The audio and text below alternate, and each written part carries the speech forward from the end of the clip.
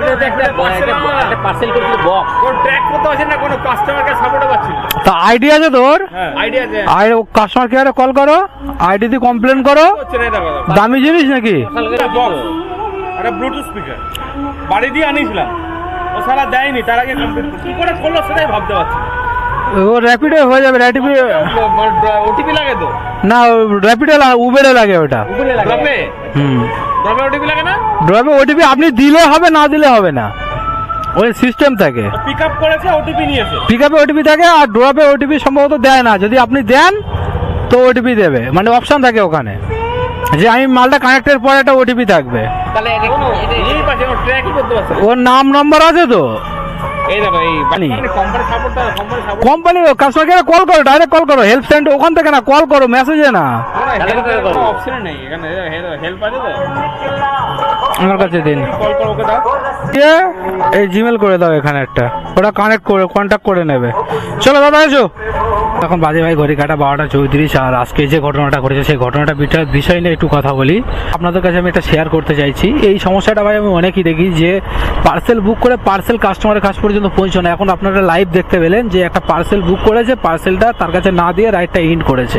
তো ভাই এটা তো ঠিক না, তুমি খেটে খাচ্ছ ভাই, যাতে খাচ্ছ, যে থালায় খাচ্ছ সেই থালায় লাথি মারছো ভাই। ভালো বক্স পালিয়ে এটা একদম ঠিক না ভাই, একদম ঠিক নয়। আপনারা কেন এটা করছেন? আপনি পার্সেল নেবেন না, প্রয়োজন পড়লে আপনি পার্সেল নিচ্ছেন, সে পার্সেলটা যার ছোট জিনিস হতে পারে, ছোট কাগজ হতে পারে, তার কাছে অনেক মূল্যবান হতে পারে সেই জিনিসটা, বাট তোমরা এটা কেন করছো?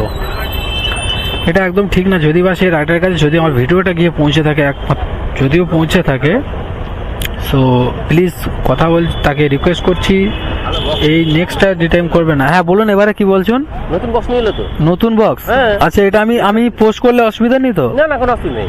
মানে বক্সে কি ছিল? ওই যে উবের না, হ্যাঁ উবেরের বক্স ছিল যেটা এখন বাদ ছিল। হ্যাঁ, তো ও দাম কিরম ছিল ওর প্রাইস? 14 থেকে 1500 টাকা। 1500 টাকা?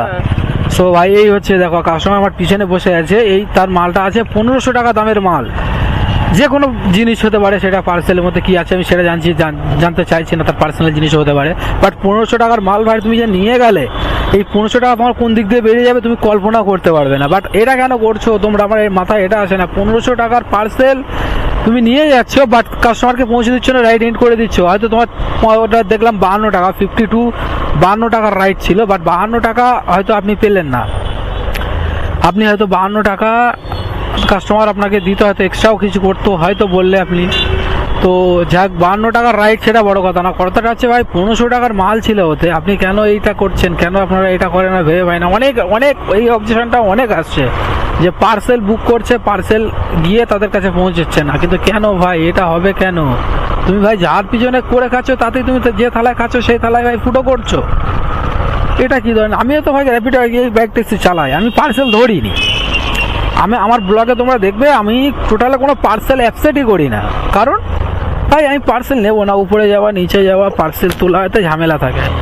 হ্যাঁ, তোমার যদি ততটা অসুবিধা হয় তুমি পার্সেল ধরো না, তাতে কি ভাই? তোমার তো কেউ জোর করছে না, কোম্পানি তোমার বলছে না যে তোমার কাছে রাইড গেলে ধরতেই হবে।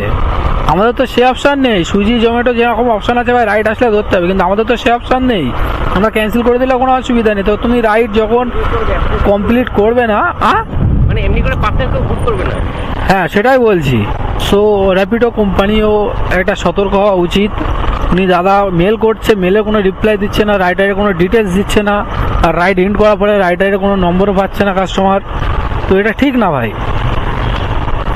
তো এতটুকু বলার ছিল ভাই। তো চলো, রাত্রে এখন অনেক হয়ে গেছে, 12:37। আমি কাস্টমারকে পিক আপ করলাম, অ্যান্ড ড্রপ করবে এখান থেকে 10 মিনিট লাগবে জাস্ট। সো এই কাজটা ভাই প্লিজ করবেন না তোমরা কেউ, দয়া করছি। সময় তোমাদের অসুবিধা হয় তোমরা পার্সেল নিও না। এই যে 1500 টাকার মালটা তুমি নিয়ে গেলে, 1500 টাকাটা তোমার কোন দিক দিয়ে বেড়ে যাবে তুমি নিজে কল্পনা করতে পারবে না ভাই। মাত্র 1500 টাকা, তুমি একদিন ভালোভাবে খাটলে 1500 টাকা ইনকাম হয়ে যাবে আপনার। তো কেন এরম জোর চুরি করে টাকাটা নিচ্ছ তুমি?